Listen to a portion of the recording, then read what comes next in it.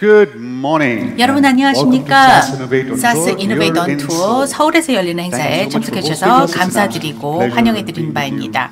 오늘 이렇게 여러분을 만나뵙게 되어서 정말 기쁩니다. 제가 조금 배경 설명 좀 드려야 될 것 같은데요. 2026년, 즉 내년은 저희 사스가 50주년을 기념하게 됩니다. 50년이요. 정말 의미가 있는 그런 시간이 아닌가라고 생각이 되는데요. 정말 그동안에 수백만 라인의 코드를 실질적으로 작업을 했고요. 모델들도 수백만 개를 디플로이했다고 볼 수 있겠습니다. 그래서 전 세계적으로 정말 많은 기술적인 진보를 함께 거듭해 왔는데요. 여러분도 기억하시죠? PC라는 큰 혁명이 일어나고 그 다음에 인터넷이 있었고 그 다음에 클라우드, 머신러닝, 딥러닝까지 발전을 했습니다. 오늘날은 무엇일까요? 다 AI가 화두이죠. 생성형 AI, 에이전트 AI, 퀀텀 AI, 기타 등등이 나오고 있습니다. 이렇게 AI 혁신이 신속하게 발전을 거듭해 나가면서 어떤 때는 좀 너무 과하게 느껴질 정도가 들기도 합니다. 그래서 AI 솔루션을 만들어낸 데 있어서 다들 굉장히 급하게 나아가고 있는데요. 그 중에서도 제일 중요한 부분이 어떻게 보면 여러분들과 여러분들의 비즈니스에 있어서도 가장 큰 주요 팩터로서 활용이 될 수 있는 것이 바로 의사결정의 지능이 되겠습니다. 사실 의사결정을 그냥 AI가 마음대로 해주는 것을 원하는 것이 아니라 정말 아웃컴을 보다 더 초과 성과를 일으킬 수 있게끔 만드는 그런 의사결정, 그리고 시장에서 경쟁력을 가지고 우위를 선점할 수 있게끔 해주는 그런 의사결정이 필요한 것이죠. 그런 맥락에 있어서 사스 포트폴리오가 어떻게 여러분에게 이러한 우위를 가져다 줄 것인지에 대해서 좀 말씀을 드리도록 하겠습니다. 오늘날 가장 지배적인 헤드라인으로 나오는 것, 한국도 마찬가지로 생각이 됩니다만 바로 생성형 AI, 젠 AI죠. 여러분 모두 다 젠 AI에 대해서 다 아실 거라고 생각이 됩니다. 어떤 때 보면은 일종의 마법처럼 생성형 AI의 가루만 이렇게 뿌려주면 모든 문제가 해결되는 것처럼 들릴 때도 있습니다. 사실 그렇지는 않죠. 여러분도 잘 아시겠습니다만. 일종의 유니콘처럼 보여집니다. 생성형 AI가 물론 탁월한 기술이고 고객 서비스 부분에 있어서 검색, 여러 가지 부분에 있어서 많은 성과를 가져다 주었습니다만 모든 걸 다 해결해 줄 수는 없습니다. 그리고 적절한 유즈 케이스에 적절하게 적용되지 않았을 경우는 문제가 일어날 수 있습니다. 예를 들어서 볼까요? 여러분과 여러분의 배우자, 친구분들, 지인분들 아니면 자녀가 주택담보대출을 받으려고 한다라고 한번 생각해 보십시오. 지금까지 신용등급도 꽤 잘 관리해왔고 성실하게 잘 생활해왔기 때문에 별 문제가 없을 거라고 생각합니다. 근데 대출을 받지 못했습니다. 그랬을 경우에 왜 그랬을까요? 그냥 인구 통계학적인 특징 때문에 거절당했다면 이거는 참 말이 안 되겠죠. 왜냐하면은 이 의사결정을 내린 그 모델이 결국은 인터넷상에 존재하는 데이터를 기반으로 해서 학습받았고 바이어스를 포함하고 있습니다. 미국에서 실질적으로 이런 사례가 일어나고 있는데요. LLM들이 금리는 더 높게 제한하고 또 대출 신청을 거부하는 건들이 백인에 비해 흑인들에게 훨씬 더 높이 나왔다고 하고 있습니다. 정말 놀라울 만한 수준이었습니다. 대출 신청하는 흑인 주민들에게는 백인에 비해서 점수가 120점이 높아야 되고 그리고 동일한 금리를 적용받기 위해서 백인에 비해 30점이나 높게 나와야 된다. 이런 내용들이 나왔습니다. 이런 편견, 이런 바이어스가 하나의 모델에만 존재하는 것이 아니라 거의 모든 LLM들을 거쳐서 다 나타나는 것을 볼 수 있었습니다. 왜냐하면 LLM들이 인터넷상에 있는 데이터로 학습되었기 때문에 바이어스가 포함되어 있을 수밖에 없는 것입니다. 오픈 AI 모델이건 안트로픽이건 메타건 마찬가지 결과가 나타났었던 것입니다. 그럼 이런 문제를 어떻게 막을 수 있을까요? 이 바이어스를 완전히 배제할 수 없다면 적어도 좀 줄일 수 있는 접근 방식은 무엇이었을까요? 그것은 바로 모델에게 프롬프트를 넣을 때 이런 식으로 정말 중요한 게 있다. 그게 뭐냐 하면은 이 의사결정에 편견이 들어가지 말아야 된다.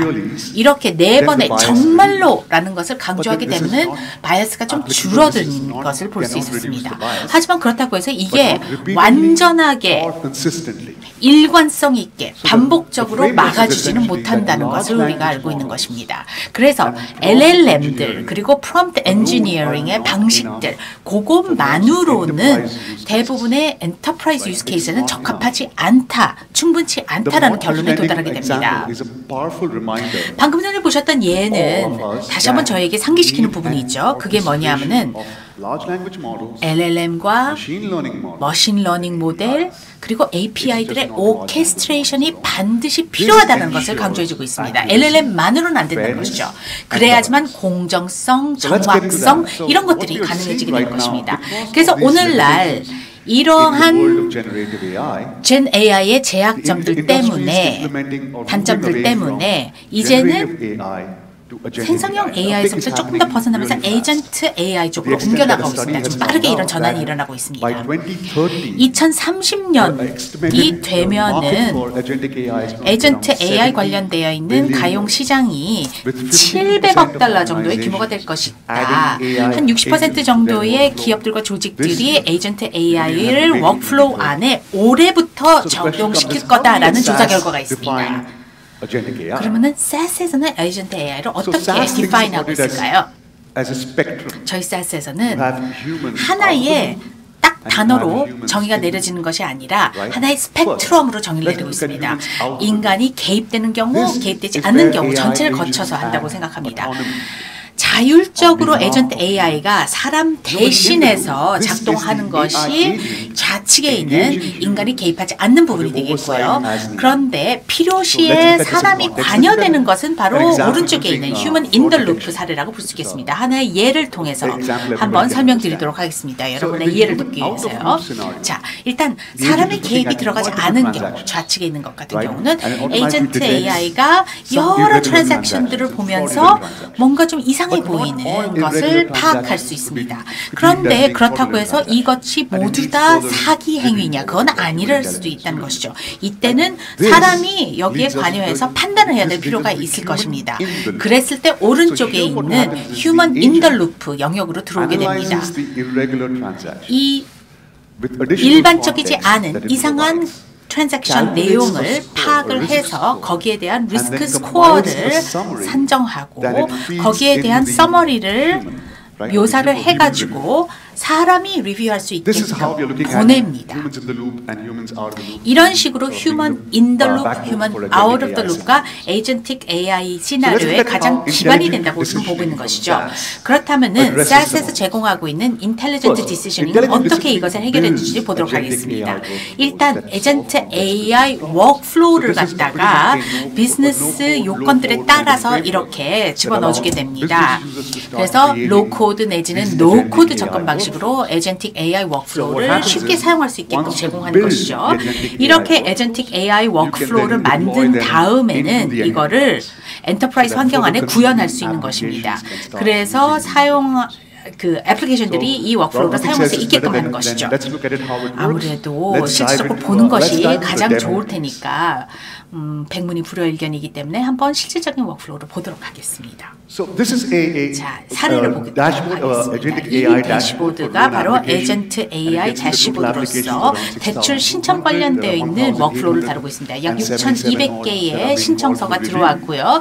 검토해야 되는 대상이 2,300 정도가 되어 있고 승인받은 것이 1,000개가 넘고 있습니다. 그런데 여기 보시는 이 VIP 고객이 여기에 플래깅 되었습니다. 하이로 표시가 되어 있는데요. 왜 리스크가 이렇게 높게 나왔을까요? 이상하잖아요. 그래서 들어가 보았습니다. 그러면은 에이전트에게 채팅을 통해서 왜 이 사람이 대출 신청이 거부되었느냐라고 물어보게 됩니다. 그러면은 이 에이전트가 뭐라고 답하느냐? 뭔가 지난 3분기에 거쳐서 소득의 이 일관성 없는 패턴이 나왔기 때문이다라고 합니다. 그래서 이렇게 해가지고 모델 카드로 연결이 되는데요. 모델에 대한 레이블이라고 보시면 되겠습니다. 만약 바이어스가 들어갔는지, 정확도는 어느 정도 되는지, 공정성은 어느 정도 되는지 이런 것들을 좀 보여주는 것이죠. 그러면서 조금 더 심층적으로 이 특정 모델에 대해서 살펴볼 수 있게 됩니다. 그러니까 모든 모델들이 이 모델 카드가 연관되어 있습니다. 그래서 어떤 이유로 인해서 이 모델이 이런 판단을 하게 되었는지를 파악할 수 있게 되는 것이고 그 근거들을 살펴볼 수 있게 되는 것입니다. 그래서 모델 매니저 안에서 모델 카드를 본 다음에 다시 이 디시전 로직으로 들어갈 수 있습니다. 에이전틱 워크플로우가 만들어졌었잖아요.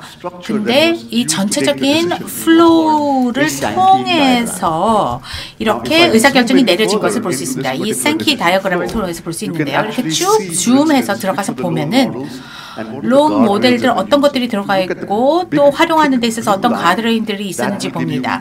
이 넓은 하늘색으로 표시되어 있는 것이 어떤 절차들을 거듭해 나가면서 의사결정이 내려지는지를 볼 수 있습니다.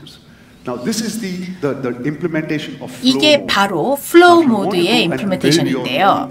근데 예를 들어서 자체적으로 에이전틱 AI를 만들고자 한다고 하면 디자인 모드로 갈 수 있습니다. 디자인 모드에 가서는 이 의사결정을 선택한 다음에 이 부분에 있어서 추가적인 에이전트를 덧붙이겠다라고 결정하실 수도 있겠죠. 그래서 제 동료 중에 한 명이 Next Best Offer라는 에이전트를 만들어냈는데요. 요거를 갖다가 그 안에다가 쏙 집어넣게 됩니다. 근데 Next Best Offer라는 그 에이전트도 살펴보면은 그 안에도 에이전트 로직이 또 내재화되어 있습니다. 이런 식으로 여러 에이전틱 플로우의 카탈로그를 만들어낼 수 있습니다. 뭐 예를 들어서 로운 오리지네이션이라든지 크레딧 스코어링이라든지 각각 부분들에 대해서 이게 SaaS 인텔리전트 디시저닝 부분 안에 들어가 있어서 이거를 갖다가 사용하고 나중에 세이브해서 추가적으로 다른 사람들도 사용할 수 있게끔 제공할 수 있습니다. 어떤 증빙이 필요하겠죠. 데이터 리니지가 필요할 것입니다. 그러니까 어떻게 의사결정이 일어났는지 전체적인 오리진을 찾아보고자 한다. 그랬을 때 SaaS만이 리니지 디텍션을 이 정도로 제공하고 있습니다. 좀 더 상세하게 설명드릴게요. 인텔리전트 디시저닝을 보셨잖아요. 그 안에 SaaS 모델 매니저를 통해서 들어온 모델들이 있습니다. 근데 그 모델들은 어떻게 만들어졌느냐? 그거는 모델 스튜디오에서 만들어진 것이죠.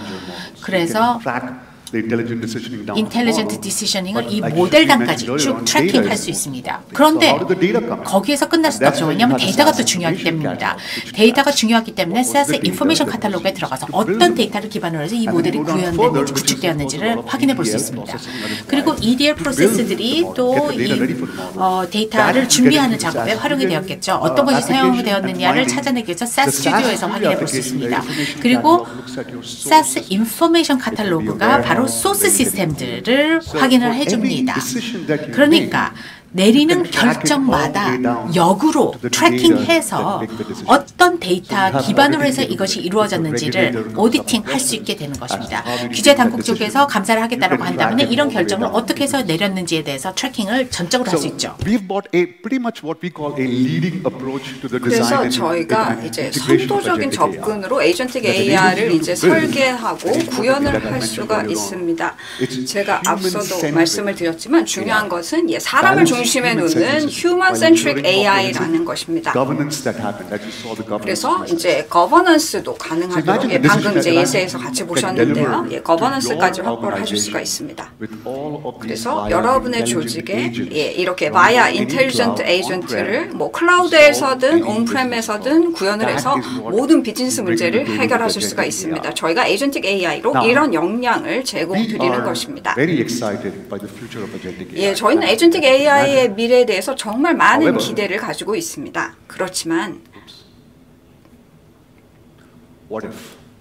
만약에 what if라는 것을 한번 생각해 볼 필요가 있습니다.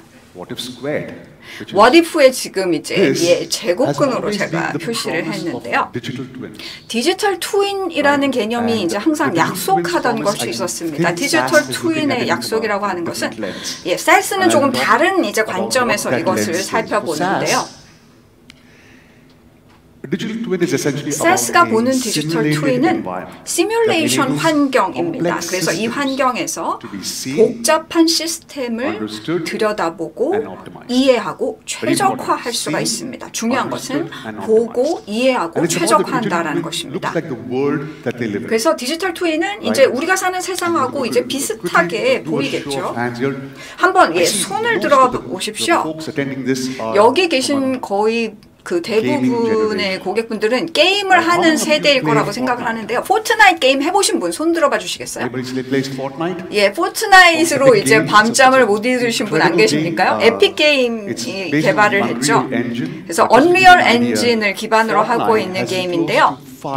잠깐 설명을 드리자면 5억 명에 가까운 그런 이제 유저들을 확보를 하고 있습니다. 그리고 4,470만 명이 매일 이 포트나이트 게임을 플레이합니다. 이 정도로 이제 규모가 큰 성공적인 게임입니다. 이 숫자나 규모만으로도 정말 놀랍죠. 그런데 게임 산업에 대해서 이제 저희가 왜 이렇게 기대를 하고 있을까요? 아무래도 이제 한국에서는 특히 이제 게이머들이 이제 정말 이제 유명하고 뛰어나기 때문에 더 의미가 있을 텐데요. 게임이 흥미가 있는 부분은 첫 번째, 팀워크와 협업을 이제 독려한다라는 것입니다. 전 세계의 많은 이제 플레이어들과 같이 게임을 하기 때문에 팀워크가 필요하죠. 서로 협력을 해야 합니다. 그리고 창의적으로 문제를 해결하는 역량을 고취시킵니다.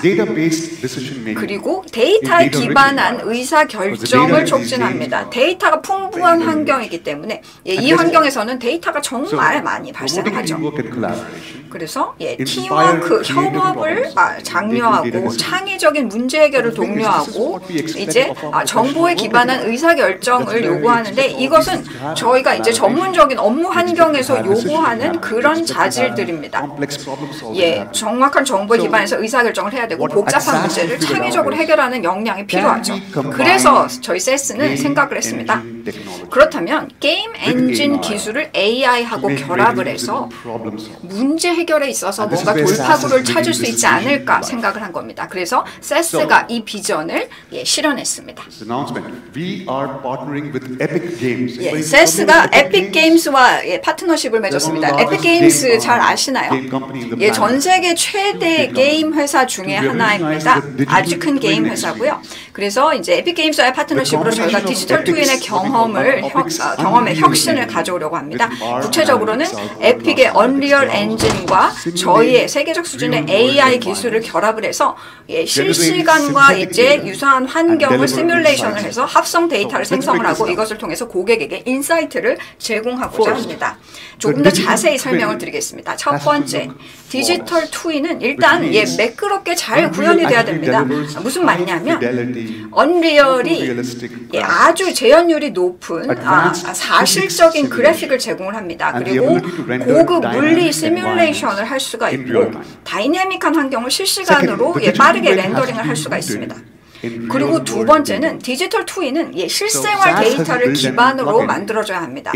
그래서 셀스가 이 언리얼 엔진에 플러긴을 제공해서 데이터를 가져오고 또 엔진의 데이터를 다시 피딩해 줄 수가 있습니다. 그래서 AI 시뮬레이션을 통해 인사이트를 확보할 수 있게 해줍니다. 이런 접근을 통해서 저희 고객들은 정말 놀라운 초능력을 확보하실 수가 있는데요. 저희가 이런 혁신을 가장 먼저 시작한 고객이 조지아 퍼시픽입니다. 제지 산업의 리더 라고 할 수가 있는데요. 조지아 퍼시픽 같은 경우는 이 기술을 이제 여러 가지 방법으로 활용을 하고자 하는데 그 중에서도 가장 먼저 제조 공장, 생산 공장에서 최적화하는 것을 이제 적용하고자 했습니다. 그래서 비용을 절감하고 또 이제 직원들의 이제 안전을 개선하는데 이 기술을 먼저 적용하기로 했습니다. 한국에 계신 분들은 제조 공장이 얼마나 복잡한지는 너무나 잘 아실 겁니다. 그리고 이제 요즘은 공장에 가면 AGV라는 게 있습니다. 자동 운반차, Autonomous Guided Vehicle의 약자고요. 그리고 이제 뭐 그 지게차도 로봇 지게차라고 해서 자동으로 움직이는 것들이 있죠. 그래서 AGV나 이런 이제 로봇 지게차가 같이 다니고 이제 여기에 작업자들이 같이 협력을 하는데 아무래도 이제 그 뭐 현장이기 때문에 거기서 이제 사람들이 상해를 입을 수도 있습니다. 그래서 조지아 패시픽 같은 경우에는 사바나 리버에 이제 제지소를 운영하고 있는데요. 그래서 이제 이 기술을 적용해서 문제를 해결하고자 했습니다. 예, 그 공장 전반에 이제 라우팅 전략을 이제 개선하고자 했고요. 그 다음에 미리 예측하지 못했던 장애 요소를 파악해서 경감하고자 하는 이제 그런 목표도 있었습니다. 그리고 이제 이 제지소의 AGV를 몇 대를 운영하는 것이 최적화된지 그 AGV의 대수를 이제 파악하고자 합니다. 그리고 여기에 이제 제약 조건이 여러 가지가 붙게 되죠. 실제로 이 그 제지소 같은 경우는 400m 정도, 길이만 400m 정도가 됩니다. 축구장을 4개 합친 이제 그 정도의 길이입니다. 그래서 저희가 한 일은 가장 먼저 VIA를 사용을 해서 현재 AGV의 경로를 분석을 했습니다. 그래서 어떻게 돌아가는지 또 이 AGV 차량들의 이제 스케줄링은 어떻게 되어 있는지 파악을 했고 두 번째는 이제 그 라우팅과 스케줄을 다양한 제약 조건과 함께 이제 조합을 해서 최적화를 했습니다. 그러니까 최적화 문제인 거죠. 여러 개의 파라미터나 이제 제약 조건을 이제 조합해서 이제 최적화하는 거니까요. 그리고 세 번째, 이것을 통해서 이제 잠재적인 솔루션을 여러 개 이제 도출을 할 수가 있었습니다. 그런데 이런 솔루션들은 아직 실생활에서 테스트해보지 않은 것이죠. 여기에 이제 언리얼의 게임 엔진이 활용이 됩니다. 동영상으로 잠깐 보시겠습니다. First, what you're seeing here is the Savannah. It is actually the Savannah facility. 지금 보시는 것이 사바나 제지소인데요. 언리얼 게임 엔진에서 지금 렌더링이 된 것입니다. 에픽이 그 사진을 이제 그 실제 시나리오로 구현할 수 있는 이제 그런 기술이 가지고 있습니다. 60프레임 퍼 세컨으로 이제 렌더링을 하는 거고요. 이제 조명도 이렇게 보이죠. 그래서 AGV가 이렇게 움직인다는 것도 굉장히 사실적으로 볼 수가 있습니다. 그리고 이 뒷단에서 저희가 팩토리 에디터라는 툴을 사용을 합니다. 그래서 레이아웃을 하고 이제 이런 시뮬레이션을 조율을 할 수 있는 그런 툴입니다. 그럼 이제 전략을 수립해 보겠습니다. AGV가 이런 식으로 이제 제주소에서 돌아다니는데 여기서 이제 질문은 만약에 다이내믹하게 이렇게 경로를 변경한다면 어떻게 될까 하는 거죠. 그래서 경로를 바꾸고 이제 운영을 작업을 이제 빠르게 조정을 하는 겁니다. 그래서 시뮬레이션을 바꾸고 나서 이제 언리얼 엔진에서 이런 식으로 들여다보는 겁니다. 그러면 AGV가 이제 어떻게 줄을 서서 이동을 하는지 볼 수가 있죠. 팩토리 에디터 그리고 실제 렌더링된 결과를 같이 보는 겁니다. 그러니까 렌더링된 결과는 디지털 트윈이죠. 그런데 실생활을 그대로 반영한 그런 이제 장면을 볼 수가 있습니다. 그리고 작업자가 이제 또 옵션을 가질 수가 있습니다. AGV를 한 번 더 추가해 볼 수가 있습니다. 드래그 앤 드롭으로 이렇게 AGV를 더 많이 투입을 할 수가 있는데요. 일반적인 생각으로는 효율성을 높이려면 AGV가 많으면 많을수록 좋을 것 같죠. 그런데 AGV가 너무 많아지면 이제 여기서도 교통 혼잡이 생깁니다. 그래서 시뮬레이션 해보니까 이런 결과가 나오는 거죠. AGV가 지금 이제 차가 막히는 겁니다. 그래서 오히려 작업이 느려집니다. 그래서 에디터에 이제 플래깅이 나오는 겁니다. 그래서 뷰 이슈라는 이제 링크를 클릭하면 여기서 알려줍니다. AGV가 지금 너무 많아서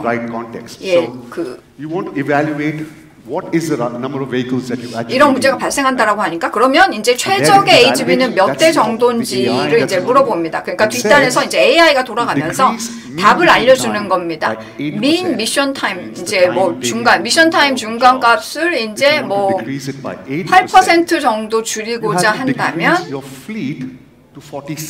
차량 대수를 이제 50대가 아니라 47대로 줄여야 한다는 겁니다. 그러니까 AGV가 많으면 많을수록 좋은 건 아니라는 거죠. 최적화된 시나리오를 이 시뮬레이션 결과로 만들어서 이 정도의 이제 AGV가 최적화된 대수다라고 알려주는 겁니다.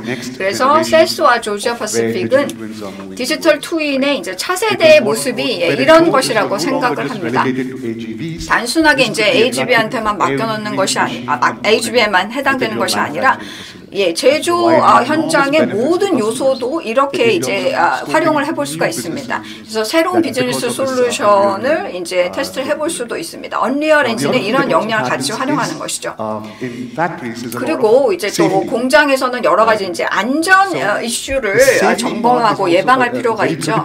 그래서 안전이라고 하는 것은 정말 중요한 측면인데요. 게이밍 엔진처럼 이렇게 안전하지 않은 이제 자세 이런 것들을 이제 시뮬레이션 해보는 겁니다. 예를 들면 뭐 컨베이어 벨트 같은데 이제 눕는다거나 앉는 거는 이제 안전하지 않죠. 그래서 이제 이런 시나리오들을 이제 뭐 시뮬레이션을 해볼 수가 있게 해줍니다. 언리얼 엔진 이런 게이밍과 같은 환경에서 실제 환경을 똑같이 이제 렌더링을 해서 다양한 요소들을 이제 확인해 볼 수가 있습니다. 그러면 모델을 계속해서 개선을 할 수가 있죠. 그리고 이것을 위해서는 정확한 합성 데이터가 필요하고요. 이제 뭐 현장의 그런 시뮬레이션 피드도 필요합니다. 뭐 조명, 조도도 이제 조정을 해서 현실적으로 만들 필요가 있고요. 그래서 실제로 이런 디지털 트윈 컨셉을 이제 적용할 수 있는 분야가 저희는 굉장히 많다라고 생각을 합니다. 그래서 제조업의 예시를 보여드렸지만 헬스케어 산업 같은 경우는 이제 병원 운영에 혁명을 가져올 수가 있습니다. 뭐 환자들의 이제 움직임을 조정한다든지 또 금융 서비스라고 한다면 리스크 관리를 혁신할 수가 있죠. 공급망을 이제 뭐 최적화한다든지 여러 가지 분야에서 이것을 활용해 볼 수 있는 가능성을 찾아볼 수가 있습니다. 그래서 여러분들의 조직에도 이렇게 의사결정의 우위를 확보할 수가 있습니다. 디지털 트윈을 활용을 해서 가장 복잡한 what-if 시나리오, what-if 문제에 대해서 이제 최적화된 답을 찾으실 수가 있기 때문입니다. 그 다음 이제 퀀텀 AI, 양자 AI에 대해서 좀 말씀드리고 싶은데요. 세스는 양자 컴퓨팅과 전통적인 AI를 결합해서 복잡한 데이터셋을 놀랍게 빠른 속도로 처리할 수가 있습니다. 기존에 이제 문제 해결이 수개월이 걸리던 것을 수분 만에 해결할 수가 있습니다. 정말 놀라운 정도로 효율성을 높이는 거죠. 그런데 이제 양자 컴퓨팅에 대해서 얘기를 하기 전에 실제로 이제 양자 컴퓨팅에 대해서 사람들이 어떻게 생각하는지를 저희가 좀 파악하고자 있습니다. 그래서 기업들이 양자 컴퓨팅에 대해서 어떻게 생각을 하고 있는지 전 세계 다양한 산업의 비즈니스 리더들 대상으로 500여 명의 리더들 대상으로 저희가 설문조사를 실시를 했습니다. 뭐 헬스케어, 생명과학, 제조 다양한 이제 산업 분야 리더들이 포함된 조사였고요. 실제로 이제 60% 이상의 응답자들이 이제 양자 AI의 그 활용 기회를 적극적으로 검토를 하고 있습니다. 그런데 도입에 대해서 이제 뭐 장애 요소도 있죠. 규제가 이제 확실하지 명확하게 있지 않다라는 거, 저희고 이제 또 퀀텀에 대해서 숙련된 인력이 없다는 다양한 이제 장애 요소들을 우려를 하고 있었습니다. 그래서 저희는 이제 양자 컴퓨팅에 있어서는 크게 세 가지 중요한 축이 있다고 보는데, 첫 번째는 리서치, 연구입니다. 그래서 저희가 생각하는 것은 하이브리드 아키텍처입니다. 세스의 역량과 이제 양자 컴퓨팅의 장점을 결합시키는 것이죠. 그리고 두 번째 요소는 제품, 프로덕트입니다. 그래서 저희가 제품을 개발하는 겁니다. 이걸 이용하면 기업이 퀀텀 프로세서를 쉽게 액세스하고 이제 문제를 조금 더 쉽게 해결할 수 있는 그런 솔루션을 만들 수가 있습니다. 그리고 세 번째 요소는 스킬이 부족한 것이 이제 장애 요소라고 말씀드렸는데, 그래서 저희가 서비스를 제공합니다. 그래서 고객들에게 저희가 퀀텀 솔루션, 양자 솔루션을 제공하면서 지금 이미 이제 놀라운 결과를 실현하고 있습니다. 최근에 이제 하이브리드 아키텍처를 저희 고객과 같이 구현을 해서 아주 복잡한 최적화 문제를 해결을 했습니다. 그 결과 실제로 이제 결과가 300%가 개선이 됐고요. 소요 시간도 97%, 문제 해결에 소요된 시간이 97% 단축이 됐습니다. 그래서 하이브리드 아키텍처라는 것을 어떻게 심플하게 만들어서 양자 컴퓨팅을 활용할 수가 있을까요? 퀀텀이라고 하는 것은 결국은 컴퓨팅 알고리즘입니다. 그래서 백그라운드를 보면 아까 보여드린 그런 이제 다양한 툴 있죠. 뭐 모델 매니저나 세스 스튜디오, 이제 그런 리니지, 다양한 이제 계보를 확인하는 툴들은 구체적인 문제를 해결하기 위해서 저희가 제공을 하는 것이고요. 그래서 세스가 이 문제를 CPU로 해결하면 좋을지, GPU로 해결하면 좋을지, 아니면 또 어떤 문제는 QPU로 해결을 하는 것이 좋을지 세스가 알아서 판단을 할 수가 있습니다. 이렇게 간소화를 하는 거죠. 그러니까 여러분들 입장에서는 이걸 CPU로 보내야 하는지 GPU로 보내야 하는지 고민하실 필요가 없다는 겁니다. 그래서 어떻게 저희가 이것을 가능하게 하는지 간단한 예로 설명드리겠습니다. 여러분들이 세스 코딩을 하면 이제 세스 머신러닝과 옵티마이제이션 라이브러리가 있어서 퀀텀 에이전트가 그게 이제 QPU에 적합할 때는 이제 QPU로 보내줍니다. 당연히 이것보다는 훨씬 더 복잡하지만 이것에 대해서 이제 관심이 있으시면 제가 나중에 더 자세하게 뭐 개인적으로 뵙고 설명을 드릴 수가 있습니다. 그래서 에이전틱 AI 또 이제 퀀텀 AI, 디지털 트윈에 대해서 말씀을 드렸는데 SAS에서는 지금 이것을 10년 후에 하겠다는 게 아니라 지금 현재 하고 있습니다. 이 기술들을 사용을 하고 있습니다. 그래서 여러분들이 꼭 기억해 주셨으면 하는 건데요.